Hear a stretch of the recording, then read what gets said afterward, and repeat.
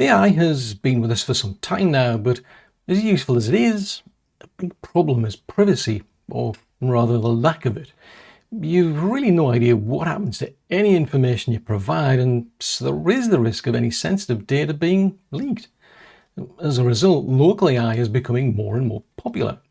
Now, fairly recently, Google released their Gemma 4 model, and it sounds useful when you're considering local AI without necessarily having high-end hardware. But how do you install Ollama, for instance, and use Gemma 4 with it? And what's Gemma 4 actually like to use? Well, if that's something that you're interested in finding out, then stick around and watch this video, as that's what we'll be going over. Now, in order to set up a local AI, you first need a platform like Ollama. So the first thing we need to do is to actually download Ollama. And to do that, I'll point our web browser over to ollama.com/download. Now, there are options here for macOS, Linux, and Windows, so make sure to select the correct operating system and follow those download instructions. Now, Windows is always easy. You just have to click on the download button there, and it'll start downloading the software. The only thing to bear in mind is if you've got antivirus software installed, or maybe you've got an extension that goes with it, sometimes what you might find is the actual software gets caught, shall we say, by the browser or quarantined by the actual antivirus software itself, and it doesn't actually download the file. So just something to bear in mind. You might have to then go back and tell it to release that actual file so that it does actually get downloaded. Now, to save time, I already just jumped ahead and actually downloaded the file, so there it is. And yeah, when it comes to Windows, this is very easy to install. We've just got to double click on the executable there. Now, sometimes it can take a bit of a while to actually load up, but in this case it was pretty quick. All you need to do is just click the install button, and yeah, that's basically it. Once it's actually finished the installation, it doesn't even throw up any questions or anything. As you'll see, and it'll just suddenly just pop up, and that's it. Ollama is now installed, and it's actually even launched it, ready for use. Now, Ollama is not an AI solution in itself. Think of it as more of a front end, if you will, in which case you have to actually pick an AI model to use. And to test this out, what I'm going to do is click on the new chat option up here in the top left hand corner. And then what we've got to do is to actually pick out a model from the list that we can use for having conversations with. Now, the list that you get here depends. So for instance, at this moment in time of recording, I've got a choice of two ones in the cloud and one that I can download. So you can see these ones have got cloud in the name, they've got a little cloud icon next to them, and then you've got this one which has got a little download icon next to it. Now, one thing I'll point out is that if you do decide to use one in the cloud, you're going to need an Ollama account to do that. But we're really only interested in local AI anyway, so we'd probably pick that one. Now, what's interesting is this does vary. I mean, it depends if you've already downloaded ones, you'll have a choice of others. But I've actually installed this before. Back then, it was offering me Gemma 4 12B and Qwen 3.6. For some reason, Qwen has just completely disappeared from like choices. I mean, you've got this search option up the top. I mean, if I just type in Gemma, for example, it's giving me a default model. If we do Qwen, it's giving me a default model for Qwen as well. So you might find this is probably going to vary depending on what computer you use and whenever it is you actually start looking to actually install an actual AI model. What you can do is go into the terminal or command prompt on Windows, for example, and you can actually use the command line to actually download and install an AI model. But to keep things simple, what I'm going to do is just do that all through the GUI, because it is possible. But my choice, as you can see, is a bit limited here. So I'm just going to pick that one. but it doesn't actually do anything. It doesn't actually download it. And that's what I found a bit confusing. I just assumed, oh yes, I'll just click on the download button here, and no, makes no difference. But what I can do is just literally ask it a question here. So if we just say, hello, who are you?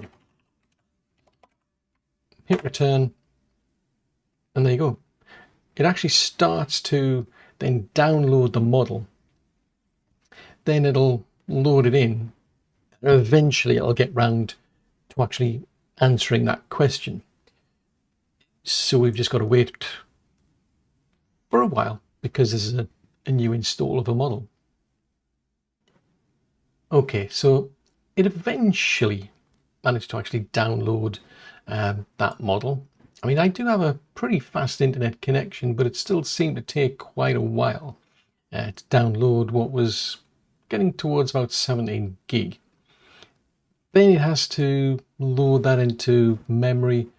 Then it has to do its thinking, but eventually it came back and it says it thought for about 4.7 seconds, which for me is actually pretty quick. That's what it felt like. It felt slow just simply because it took so long to download and to get up and running. But once it did, yeah, that was pretty quick for a response. So far, I'm quite liking that.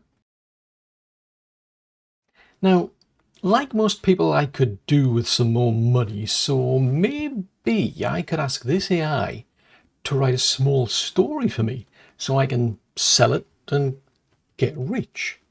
So, how about we try a prompt and see what we can get back from it. So I'm going to paste in this request here. Tell me a kid's story about a puppy who goes into the garden, meets a sparrow, and they have fun. But keep it to under 150 words. So send that. Then we've just got to basically wait for it to think about that and then see what it comes back with. So there you go. It says it took just under 17 seconds. I mean, it's quite, in some respects, it's quite humorous and sometimes to actually see that thinking that's going on. But it's come back and it's given me a story here. Now, how long it takes to get a reply very much depends on the capabilities of your computer, but you should expect to get some response. And I mean, okay, there's clearly more to becoming a best-selling author than I thought, but hopefully, as you can see, you can ask this AI for assistance, just as you can with your typical cloud-based ones. Now, it probably won't be as responsive as anything you've used in the cloud. It likely won't have access to as much information, and the quality might not be as good. But the key point here is that because the AI is actually running locally, that information that's being exchanged should stay local. And that's, to me, the more important feature. Now, the next test is, can it actually identify things from an image that you give it? So what I'm going to do is jump over to here, and I'm just going to drag this image in. And I'm actually going to ask it a question. Now, to you or me, that's probably straightforward. You'll probably recognize that. But I'm going to ask it, where was this photo taken and what is it? So I've just got to wait for it to analyze that and then come back with a response. Okay, so it took about 5 seconds to analyze that photo on my computer here. So granted, I mean, I've got to admit it's an iconic place, but all the same, it was actually able to work with a photo as well. Now, the question I often ask myself is, why write code these days if you can get an AI to do the work for you?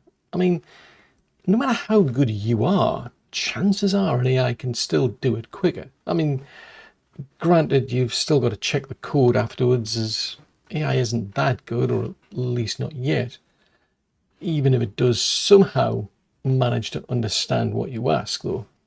So what I'm going to do is to give it a rather basic prompt, which is, write a simple HTML page that counts down from 10 to 0, then changes the background to a random color, and it then repeats this countdown and include everything in a single file.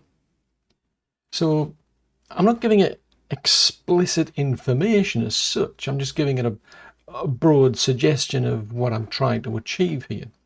So we'll send it that, and wow, that's got to be pretty quick to be starting the thinking process, I must admit. But either way, we've got to, well, yeah, sit back, twiddle our thumbs and wait for the final response.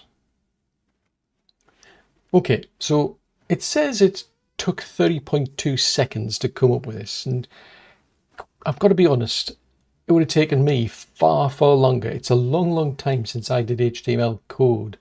Even for something as simple as what I've asked it, I'd be scratching my head searching, through Google and who knows what else to try and figure out how to do something as simple as that. So what's this actually going to be like? Does it actually work? So I'll click on the copy button, which is extremely useful. Open up Notepad, or paste that in, tell it to save that. I'll just save it to my download folder. I'll just call it test.html. No, I don't want a text extension. Click save. And now I've got an HTML file. So go over to downloads, double click on that, and there we go. So we've got an actual web page up. You can see a countdown. I mean, I haven't been specific about it, but there you go. It's doing exactly what I asked it. I mean, it's running this countdown, and then when it gets to 0, it then actually does change the color. And like I said, I mean, if somebody came to me and says, "Can you do this?"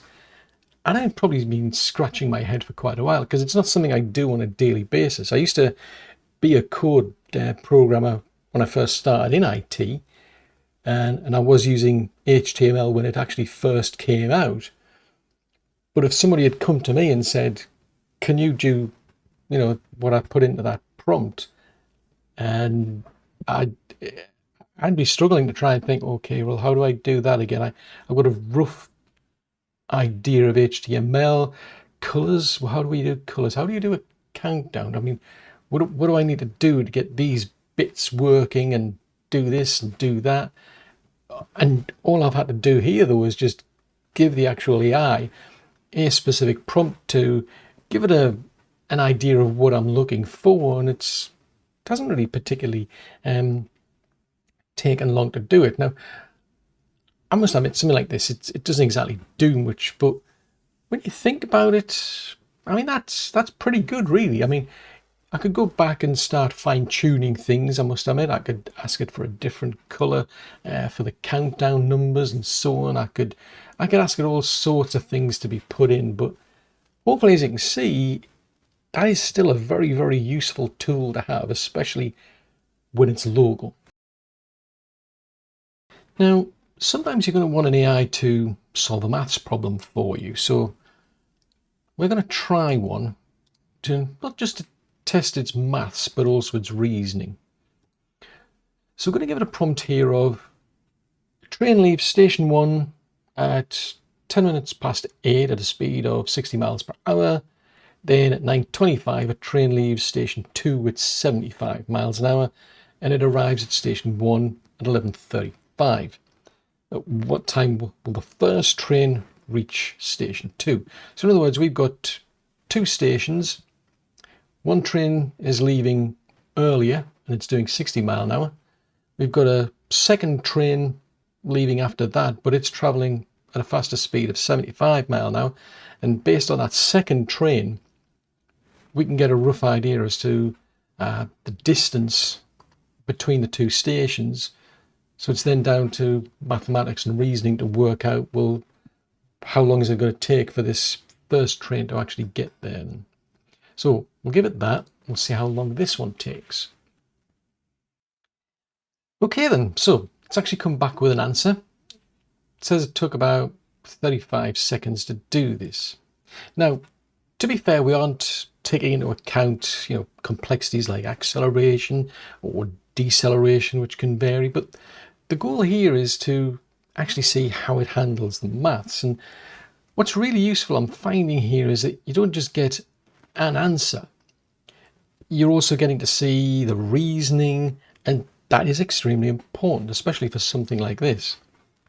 And at this stage, well, you can't be 100% certain that you're going to be getting an accurate response, AI being AI, and you will have to proof check the actual work and the final answer that you get. But again, the thing about all this is that you can actually do these sort of things with the AI, and it can save you a lot of time. Hopefully, as you can see, it's fairly easy to set up your own local AI, but we've only really just scratched the surface. You don't need expensive hardware to get started. Well, the more hardware you can throw at this, the better. But what's particularly interesting is once you've got your own local AI set up, you can start thinking about using agents to take advantage of it.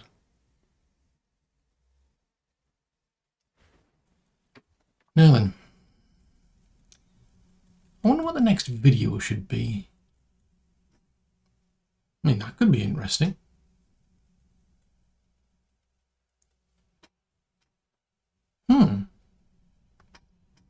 I thought nobody watched a video till the end. Well, I mean, never mind. I mean, while you're here, feel free to click the subscribe button if you can be bothered. It's better than trying to search for videos on a topic these days. And while you're at it, the algorithm could do with feeding. You know, click the like button. Might even help someone else looking for videos like this one. Anyway, there's some funny videos out there about cats and dogs that you might want to check out next. Oh yeah, the next video. Maybe that one instead. Are you still here? Well, if you've run out of good causes to donate to, I mean, feel free to donate to this channel. I mean, I'll leave the links in a pinned comment. You can make a one-off donation. There's ad-free viewing on Patreon, and lab members even get access to advanced viewing and exclusive content. Now, where was I? Oh yeah. How on earth did that cat manage to fit in there?